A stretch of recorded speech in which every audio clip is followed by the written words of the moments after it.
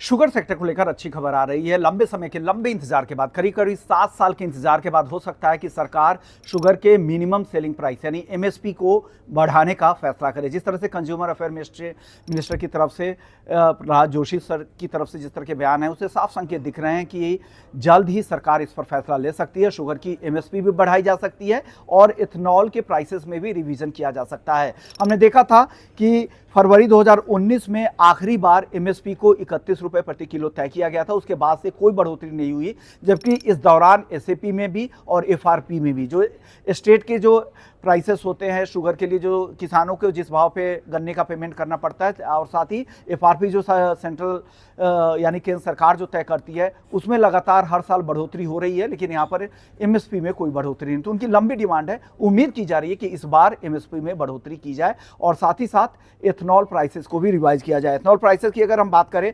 तो गन्ने के जूस से बने एथनॉल के लिए जो एएमसीज जो रेट देती हैं वो करीब करीब 65.5 रुपए प्रति लीटर है। बी हेवी मोलासेस और सी हेवी मोलासेस के जो रेट है वो 60 से लेके 61 रुपए के आसपास है। वहीं एफसीआई से के राइस से बने ओएमसी का जो रेट है वो है 58.5 का। तो ये सारे इथेनॉल के प्राइसेस में रिवीजन की उम्मीद है, क्योंकि इस बार कहा जा रहा है कि उत्पादन काफ़ी ज़्यादा है, डाइवर्जन भी काफ़ी ज़्यादा होगा। करीब करीब 350 लाख टन चीनी उत्पादन का अनुमान किया जा रहा है। तो ऐसे में अगर भाव बेहतर नहीं मिलेंगे इथेनॉल के भी और साथ ही शुगर की एमएसपी भी नहीं अगर तय होगी, तो डेफिनेटली यहाँ पे इंडस्ट्री को दिक्कतें होंगी और आगे चलकर जो गन्ना किसान हैं उनके पेमेंट में भी देरी हो सकती है। इस वजह से इस पर जल्द फैसला होने की उम्मीद है। एक और अपडेट यही है कि गन्ने शुगर का जो सीजन होता है वो 1 अक्टूबर से शुरू होता है।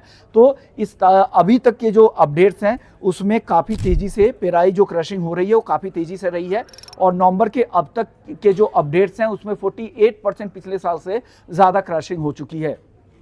महाराष्ट्र में 170 मिलें ऐसी हैं जहाँ पे ऑपरेशनल है, लेकिन 22 मिलों को, क्योंकि उन्होंने गन्ना किसानों को पेमेंट नहीं किया है, इस वजह से उनके लाइसेंस रोक दिए गए हैं। लेकिन 170 मिल अभी भी महाराष्ट्र में ऑपरेशनल है, क्योंकि एक लीडिंग प्रोड्यूसर है और यहाँ पर बाजार की सबसे ज़्यादा नज़र रहती है कि किस तरह के उत्पादन के नंबर आते हैं। तो ओवरऑल सेक्टर के लिए पॉजिटिव बात यही है कि एमएसपी और एथेनॉल प्राइसेस दोनों में रिवीजन की उम्मीदें बढ़ गई हैं।